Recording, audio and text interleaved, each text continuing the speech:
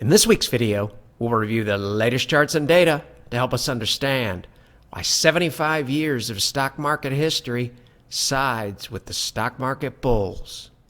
We'll be moving quickly, so feel free to use the pause button on your video player. This is a 75-year chart of the S&P 500 index.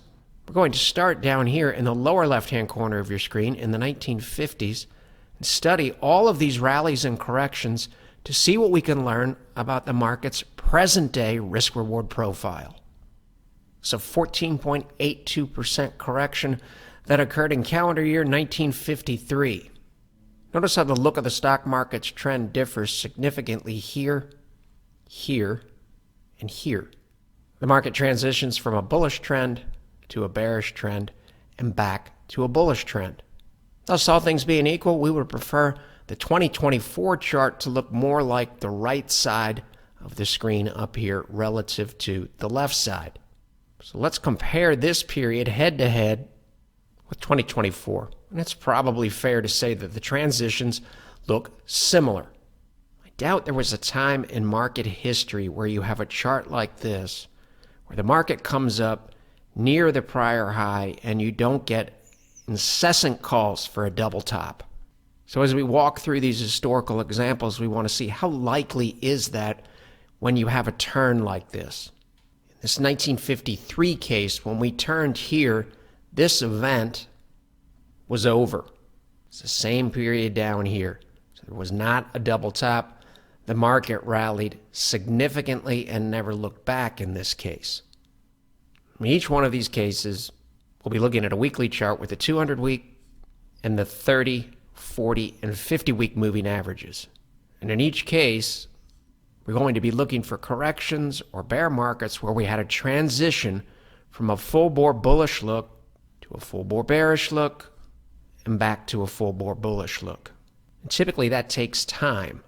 And all of this speaks to human behavior and the interpretation of all of the fundamentals on all time frames. So the market starts to get concerned about something, it gets more concerned.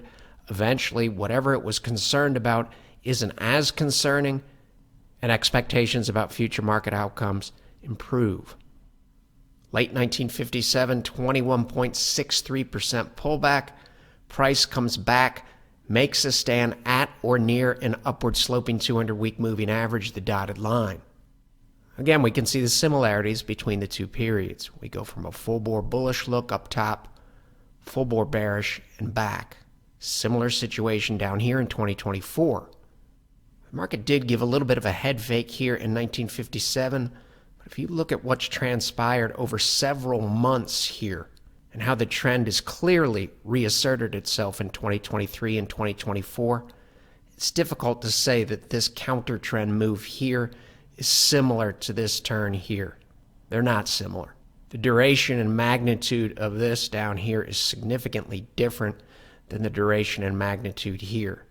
And the look of the market's risk-reward profile over here is significantly different relative to this failed rally attempt here. Having said all that, this side of the chart looks very, very similar to 2024, and that's noteworthy because in the 1957 case, when we came back up here, there was not a double top, and the market had put this event here in the rearview mirror. This low here is right here on the longer-term chart, lower left-hand corner of your screen. 13.85% pullback calendar year 1960. Once again, if we were to ask and answer, does the present day down here on the right side of the screen here, does it look more like this period here, this concerning bearish turn, or does it look more like the downtrend in 1960, or does it look more like the other side after the low was in place? Answer's easy. Present day looks a lot more like this period here. And in both cases, the market comes down and makes a stand at or near an upward sloping 200-week moving average. Makes a stand at or near an upward sloping 200-week moving average. Roughly 28% pullback calendar year 1962. This point here, similar to this point here, we're looking at the moving averages. This turn in here in 1963 is similar to this turn here in 2023.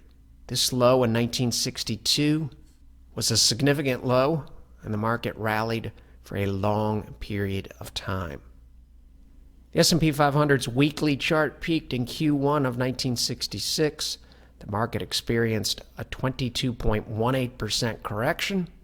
From a pattern recognition perspective, this low here in October of 1966 shares some similar characteristics to the low in October of 2022. The low in 66 was a significant and lasting low. You can make an argument that this overshoot here of the upward sloping 200-week moving average that occurred in 1966 was a yellow flag telling us that the trend, the secular trend, was starting to wane. And in 1969, the market did not make a stand at or near an upward sloping 200-week moving average. In fact, the rally attempt failed. The pullback was significant, 36.06%.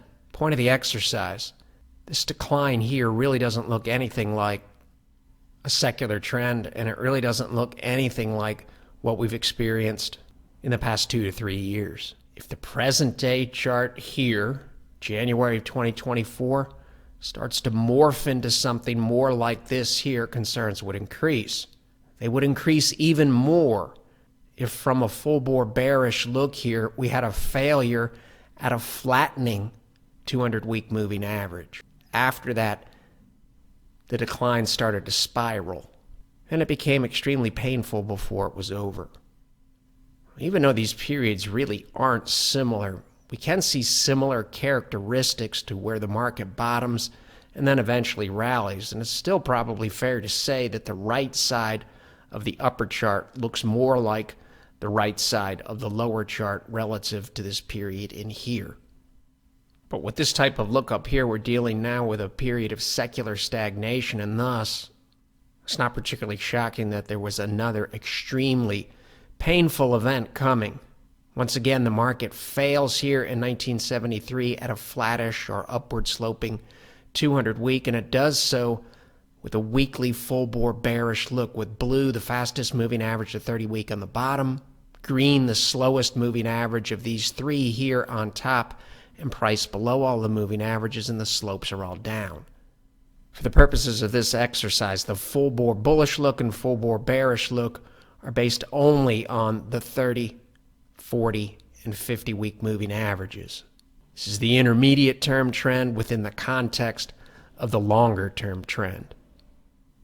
It's still fair to say that the general look of this chart on the right side still shares a lot of characteristics with the turn that was made in 2022 and 2023. And this low here did turn out to be very significant. You fast forward to 1978, 19.41% pullback. The longer-term trend is trying to regain its swagger. It's a much more confident look than the decline that we saw in 1970 and the decline that we saw in 1974. And we get this look here, which is similar to the look that we have in the present day. We didn't get a double top, and this low in 1978 was also a significant low, and the market never looked back. In each one of these cases, relative to the market's interpretation of the fundamentals, this is your tipping point here. And what's ever bothering the market in this window here, something about expectations relative to the future overcomes these concerns, and the market reestablishes a bullish stance. So 27.12% pullback. The low here turns out to be a major low in August of 1982. And once again, and really the purpose of this exercise, the present day over here, does it look like this concerning bearish turn here? It does not. Does it look like the downtrend? It does not. Does it look like the period after the major low, where the bullish trend was reestablished, this low held, and good things happen walking forward? The answer is yes. Doesn't predict the future, simply helps us assess probabilities. Probability of good things happening relative to the probability of bad things happening. I can assure you, right in here, there were incessant calls for a double top. But when we look at the bigger picture here, there was not a double top. From the low here in 1982, good things happened for a long period of time. And really good things happened.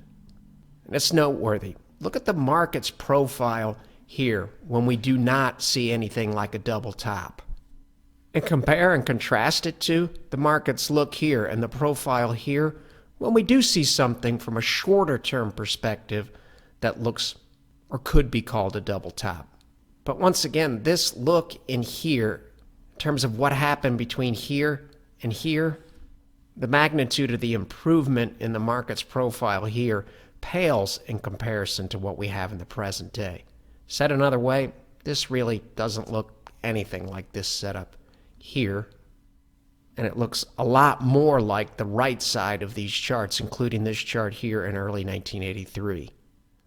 We're looking for cases where the market transitions from a full-bore bullish look to a full-bore bearish look back to a full-bore bullish look. And undoubtedly, in 1984 right here, there were calls for a double top. And you can see the market paused near this peak here for several months before it broke out. And this low in 1984 was also a very significant low when we look on the longer term chart. Even the 1987 crash has similarities to the turn in the present day. Full bore bull, full bore bear, back to full bore bull. And when we have this look over here with the full bore bullish look on the intermediate term trend and price above an upward sloping 200 week here, and with the similar look to what we have in Q1 of 2024, this low here was also a very significant low. This 1990 case, much more muted case in terms of the damage to the market's trend, but it does share some similarities, and the pullback was fairly substantial, 19.84%. During secular trends, the market tends to make a stand near an upward sloping 200-week moving average. This looks a lot more like this relative to this or this. And despite the calls for a double top here in early 1991, this low in 1990 turned out to be a significant low. The damage to the market's trend much more muted in 1994, but probably fair to say the right side of the chart here in 1995 is similar to the improved look that we have in 2024. And when we had this look here, we did not get a double top, and this low here was also very, very significant. Really good things happened for a long period of time after the low here in 1994. Now let's take a look at the two major declines in the next secular period of stagnation window. Concerns increase when your intermediate term trend here has a full bore bearish look and price fails to make that important stand near the 200-week moving average. Declines after this point, the additional decline, significant. Total decline, almost 50%. So in the present day, if we morph into something like this, concerns would increase, and they would increase significantly if we saw something like this. But that's not what we have in mid-January 2024. In fact, market action walking forward from this low here in October of 2022 really doesn't look anything like this window in here. But it's still fair to say that the look on the right side of this chart here after the major low that occurs in October of 2002, this looks a lot more like this, and the present day really doesn't look like any of this in here. And even though this occurs within the context of a period of secular stagnation, this is still a significant low here. The market rallies for several years before the second and very significant downturn. Between 2007, market peaks up here in October of 2007 and bottoms on March 9th of 2009, the decline approximately 57%. Once again, the intermediate term trend up here is already full bore bearish, and you fail to make a stand at that important 200-week moving average. this doesn't really share many characteristics with January of 2024. But with this look here, we did produce a significant and lasting low down here. And in here, when we're seeing improvement in the market's intermediate term trend, we're also starting to see improvement in the market's longer term trend here in calendar year 2012. And with this look here, we do not get a double top. We get a double top scare here, but then we morph into a look like this, and this looks fairly similar to this look down here. In both cases, left side of the screen, good things are happening. In the center, bad things are happening. And then eventually, good things start to happen. And with this improved look, if you come down here, this is a significant and lasting low. 14.1% pullback ends in February of 2016. We get up here. Lots of calls for a double top. We do get a double top scare, but the trend profile wins out over shorter term price action. And the low down here in February of 2016 was not followed by a double top, but rather turned out to be a significant low, and the market rallied for a long period of time. The moral of the story: when you get a look like this and it morphs into a look like this, and then we morph back into a look like this, especially when that look holds for several months, in terms of the trends profile, that's not the recipe for a double top. And we got a similar double top scare in here. Came a little early, but once again, price action eventually gave way to the trend, which was up. And everything that we've just covered, including the fact that the S&P 500 in the rearview mirror back in October of 2022 made a stand at an upward sloping 200-week moving average, aligns nicely with the theory that we're in a demographically induced secular bull market that could last until 2035. To sum it up, the primary trend remains favorable. Of course, this speaks to the longer-term outlook, not what's going to happen in the next 3 hours, 3 days, or 3 weeks. And even if really good things happen for a long period of time, we should have realistic expectations about how markets operate in the real world. And until something changes, this type of environment allows us to worry about what our positions might look like in several years rather than several months. And we all know the only way that we can use all of this effectively is if we head into next week and every week with that flexible, unbiased, and open mind. The material in this video has no regard to the specific investment objectives, financial situation, or particular needs of any viewer. This video is presented solely for informational purposes and is not to be construed as a solicitation or an offer to buy or sell any securities or any related financial instruments, nor should any of its content be taken as investment advice. Any opinions expressed in this video are subject to change without notice, and Shavaco Capital Management, LLC, or CCM, is not under any obligation to update or keep current the information contained herein. CCM and its respective officers and associates or clients may have an interest in the securities or derivatives of any entities referred to in this material. CCM accepts no liability whatsoever for any loss or damage of any kind arising out of the use of all or any part of this material. We recommend that you consult with a licensed and qualified professional before making any investment decision.